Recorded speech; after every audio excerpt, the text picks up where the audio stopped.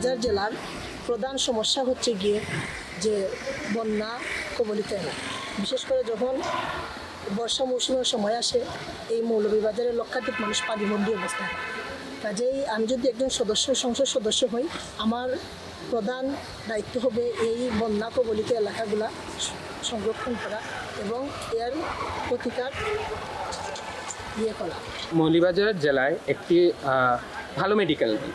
আমাদের কিছু হলেই এটা আমাদের সিলেট রেফারেন্সটা দিয়ে দেয়। সেক্ষেত্রে আমার প্রথম প্রায়োরিটি থাকবে যে আমার অগ্রাধিকার থাকবে একটি ভালো হসপিটাল নির্মাণ করা, যেখানে হচ্ছে সবাই যাতে সুচিকিৎসা পেতে পারে। বিগত 17 বছর ধরে আমাদের এলাকায় কোনো উন্নয়নই হয়নি। তাই জন্য আমার এলাকার এই সাধারণ জনগণ তারা সঠিকভাবে চলাফেরা করতে পারছে না। আমি এখন মনে করছি সর্বপ্রথম আমার এলাকার জন্য এই রাস্তাঘাটটি খুব অত্যন্ত গুরুত্বপূর্ণ। আমি আমার এলাকার সর্বসাধারণ জনগণকে নিয়ে বসে এটার একটি মত বিনিময় করে আমি এই রাস্তাঘাট সঠিক করার জন্য পরিকল্পনা করে সবাইকে আগ্রহ করব।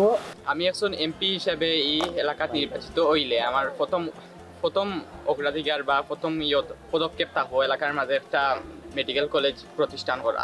প্রথমত আমি এমপি নির্বাচিত হওয়ার পরে আমার লক্ষ্য ছিল যে কীভাবে নারীদেরকে সমাজের বিভিন্ন কাজে এগিয়ে নিয়ে আসা যায়। দেখা যাচ্ছে যে আমাদের সামাজিক ব্যবস্থাটা হয়ে গেছে যে পুরুষ কেন্দ্রিক, শুধুমাত্র পুরুষরাই সুযোগ পাবে আর নারীরা পাবে না, সেটা আমি হতে দেব না। প্রথমত হচ্ছে তাদেরকে নিরাপত্তার জন্য আমি আমার এলাকার যত ইউনিয়ন আছে সব ইউনিয়নের চেয়ারম্যান যারা আছে তাদেরকে দেখে নিয়ে প্রথমত দেখবো যে তাদের ইউনিয়নে কি প্রবলেম আছে, নারীরা কেন সিকিউরিটি ফিল করতেছে না।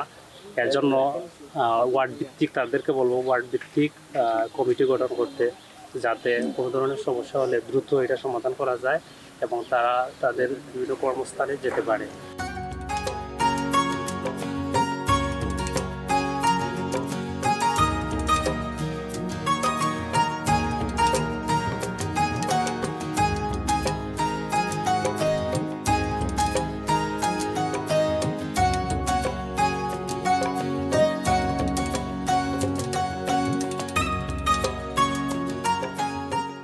যেগুলো দুর্বল শিক্ষা প্রতিষ্ঠান আছে সেগুলোকে চিহ্নিত করে তাদের